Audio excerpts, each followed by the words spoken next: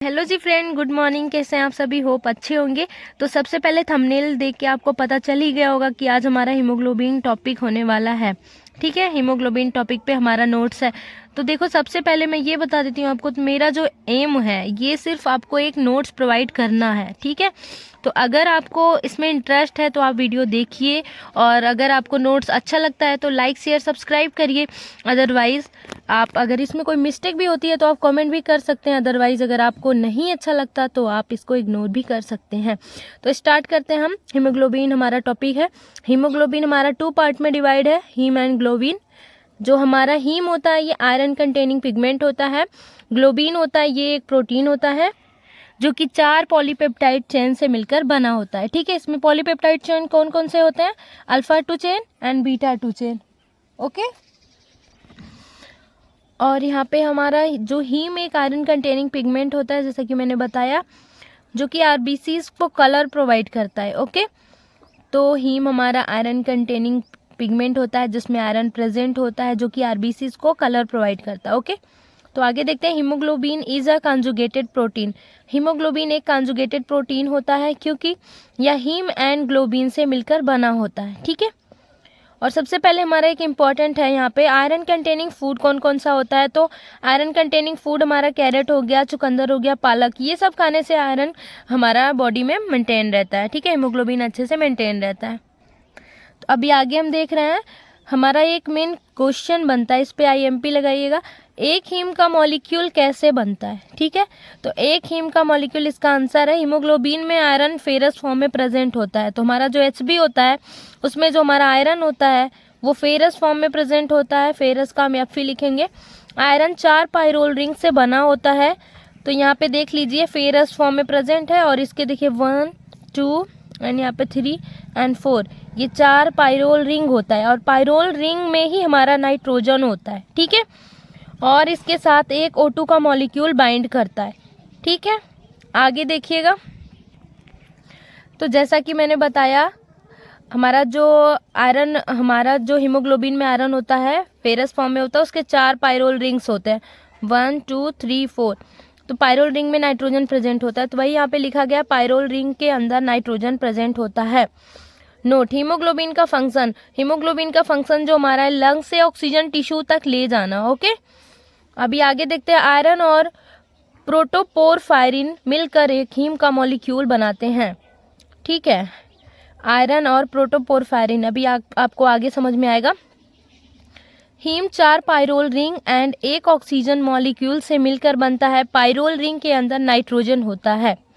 तो मैंने जैसा आपको बताया, यहाँ पे जो आयरन है 4 पाइरोल रिंग, ये हमारा आयरन हो गया, इसका 1 2 3 4 पाइरोल रिंग से मिलकर बनता है।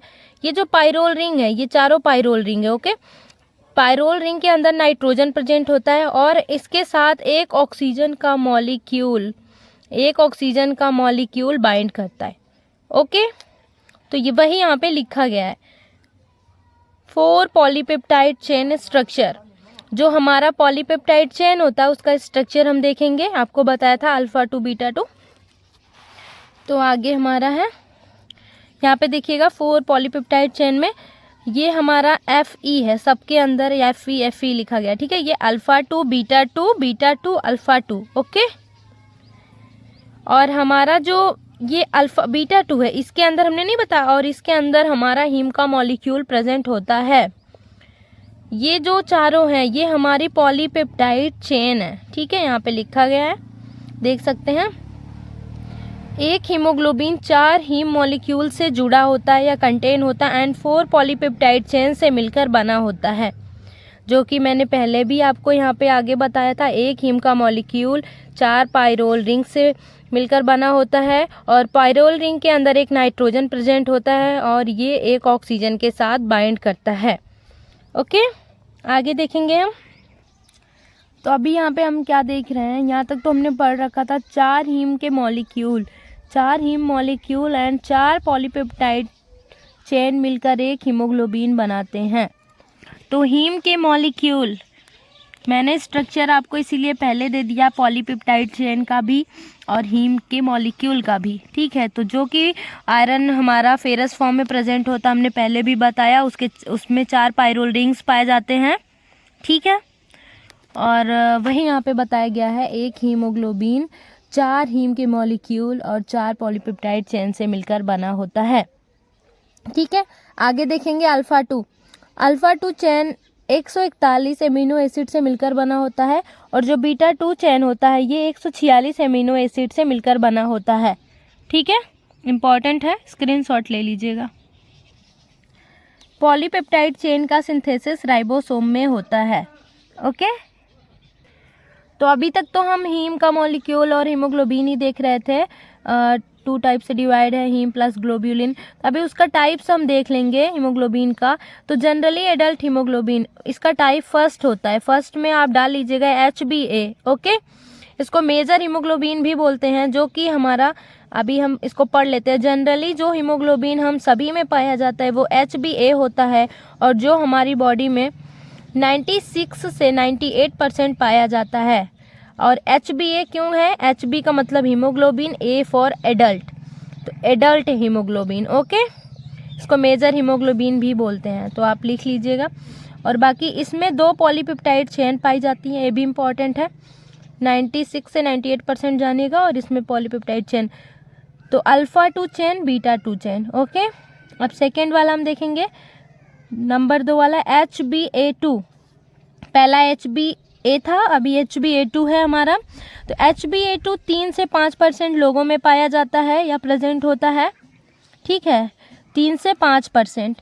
इसमें पॉलीपेप्टाइड चेन देखेंगे, अल्फा 2 एंड बीटा 2, डेल्टा 2 रहेगा। Alpha 2 and delta 2 chain present होता है, ओके। एंड HbF देखेंगे, फीटस हीमोग्लोबिन। तो HbF जो होता है इसे फीटस हीमोग्लोबिन बोलते हैं। जब बच्चा माँ के गर्भ में होता है तो उसमें HbF हीमोग्लोबिन प्रेजेंट होता है, ओके। ये बहुत इंपॉर्टेंट है, हमारा ऑब्जेक्टिव क्वेश्चन में आता है। और इसमें हम नोट पॉइंट देखेंगे, इसमें पॉलीपेप्टाइड चेन हम देखेंगे कौन कौन से पाए जाते हैं। तो अल्फा 2 चेन पाया जाता है और गामा 2 चेन पाया जाता है, ठीक है। आगे देखते हैं सिंथेसिस हीमोग्लोबिन का।